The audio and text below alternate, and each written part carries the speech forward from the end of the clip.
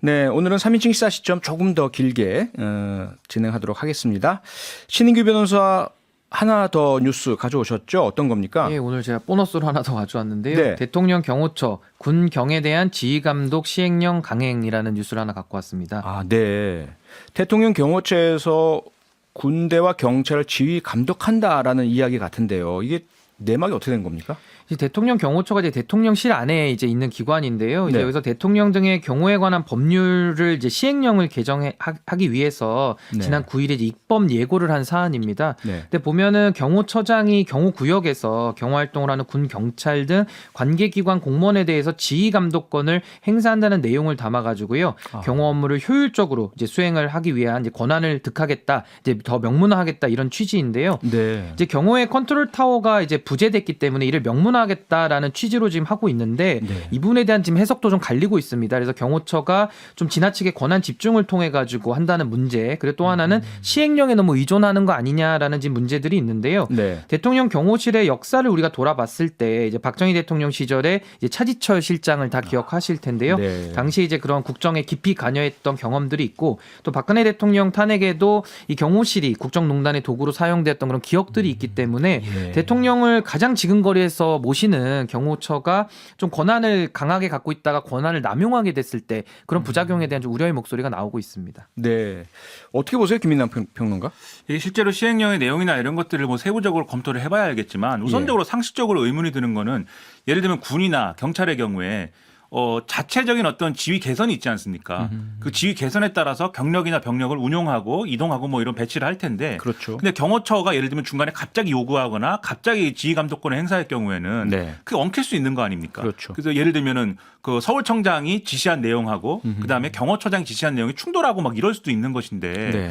그런 우려가 과연 해소가 될까라는 기술적인 문제가 상당히 우려가 되고요. 네. 그리고 과거의 사례를 보면은 이게 결국은 이게 왜 필요한가를 생각을 해보면 지금 무슨 뭐 지휘권을 경호처장이 행사를 못 해가지고 경호상에 큰 문제가 일어나거나 그런 게 아니지 않습니까? 알려진 사건이 없죠? 그렇죠. 그런 게 것은? 아닌 것 아님에도 이렇게 하는 것은 결국은 경호처장의 위상 강화를 위한 어떤 포석이 아니냐 이렇게 해석이 되는데 네. 그렇게 되면은 문제가 되는 게 지금 김용현 경호처장이 군 출신입니다. 아하. 그리고 지금 용산 이전, 그 대통령실의 용산 이전이나 이런 것들을 막 진두지휘하고 이 책임을 졌을 정도로 네. 상당히 대통령이 신뢰하는 인사인데 그 신뢰하는 인사가 지근거리에서 이렇게 큰 권한을 갖게 되면은 이게 나중에 뭐 인사권이라든가 이런 거에 개입해가지고 논란이 되고 이런 것으로 번질 수도 있어요. 그게 이제 신 변호사님 말씀하신 국정농단 이런 게 될 수도 있는 거죠. 네. 과거 사례를 보면 박근혜 정권 때 그러지 않아도 당시에 경호실장, 그다음에 국가안보실장 그리고 국방부 장관이 다 군 출신들인데 그 당시 네. 김장수 국가안보실장, 김관진 국방부 장관 이런 시스템이지 않았습니까? 그랬죠. 근데 군 출신들이 각각 다 군 인사에 개입을 하는 바람에 네. 군 인사가 아주 난리가 났다 이런 일이 있었거든요. 예. 그런 게 우려가 되기 때문에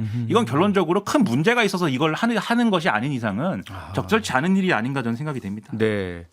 이게 또 하나의 문제가 사실은 경호구역이라는 그 명칭이요. 이 대통령실에만 국한하는 것이 아니라 대통령이 가시는 모든 장소가 경호구역이 되잖아요. 그러면 실제로 전군, 전 경찰에 대해서 지휘할 수 있다라는 이렇게 될 수도 있고요. 이 법적 제도적인 문제점도 꽤 많을 것 같은데요. 그러니까 지금 앵커께서 지적해 주신 그런 해석의 문제도 분명히 있는 것이고요. 지금 네. 가장 큰 문제는 이제 너무 시행령에 의지를 많이 한다는 겁니다. 이런 정확하게 법률이 있고요. 또 시행령이 있는데 지금도 경호에 관한 법률을 건들지 않고 또 시행령을 통해 가지고 사실상 법률상의 권한 내지는 네. 권한 집중을 오히려 도모한다라는 것이 상당히 좀 문제가 있을 수 있고 지금 건국 이래에 대통령 경호처에서 군경에 대한 지휘권을 부여하는 게 이제 처음입니다. 그래서 굉장히 그런 문제가 있고 네. 또 하나는 대통령실 취지가 뭐였습니까? 민정수석실하고 제2부속실 폐지까지 하면서 작은 청와대로 가겠다라고 했는데 네. 오히려 그냥 권한을 더 집중시키고 있어요. 그럼 큰 대통령실로 가는 거기 때문에 기존의 방향과는 좀 배치된다라는 문제가 또 있고 마지막으로 인사정보관리단이나 경찰국 신설들을 통해서 당시 했던 얘기가 뭐였습니까? 대통령실에 있던 업무까지도 내각으로 옮겨서 국회의 통제를 받겠다라는 식으로 말을 했었는데 그랬죠. 지금은 오히려 내각에서 관리될 수 있는 행안부나 뭐 경찰이나 군, 네. 국방부, 부대 이런 거에 대해서 오히려 이걸 다시 또 대통령실로 거꾸로 갖고 들어오기 때문에 아하. 문제가 있고 또 하나는 경호처의 특성상 기관장들이요. 네. 군 출신, 경찰 출신, 또 경호처 출신들이 돌아가면서 좀 해온 이제 인사가 있었는데 네. 이렇게 되면 내부에서 또 권한 다툼 내지는 경호처의 권한을 보면서 각 군과 경찰도 너무 또 대통령실만 바라보게 될 우려가 있다. 아하. 그래서 이런 우려가 있는 것들을 시행령으로 그냥 하겠다라는 것은 조금 저도 이해가 하기 좀 어렵습니다. 그러니까 시행령과 그러네요. 더불어서 대통령의 인사 스타일이 바뀌어야 되지 않나라는 생각이 드는 게 네. 이렇게 하더라도 예를 들면 이런 문제들이 있어요. 대통령이 계속 이제 어떤 장관이라든가 수석이라든가 자기 측근들을 지키려고 하고 품에 안으려고 뭐 이러지 않습니까? 네. 근데 그게 결과적으로는 그 사람들이 제대로 된 역할을 하지 못하게 하는 것이고 이 시행령 사실은 대통령실이 추진한다고 하면 마찬가지예요. 네. 이렇게 하면은 경호처장이 예를 들면 이렇게 이 덩치를 키우면 네. 자기 역할 제대로 할 수 있겠습니까? 아. 그런 점에서 인사 스타일 좀 바꿔야 된다는 생각입니다. 알겠습니다. 이렇게 두 분 매주 수요일마다 수고해 주셨는데요. 오늘 이 조합 마지막입니다. 앞으로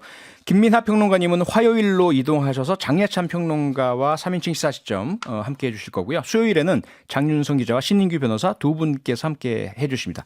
두 분 앞으로 다시 만나시길 기대하면서 인사드리겠습니다. 수고 많으셨습니다. 고맙습니다. 감사합니다. 다음에 또 뵙겠습니다. 네, 고맙습니다. 감사합니다. 평일 저녁 6시 5분에 여러분을 찾아갑니다. MBC 라디오 표창원의 뉴스 하이킥.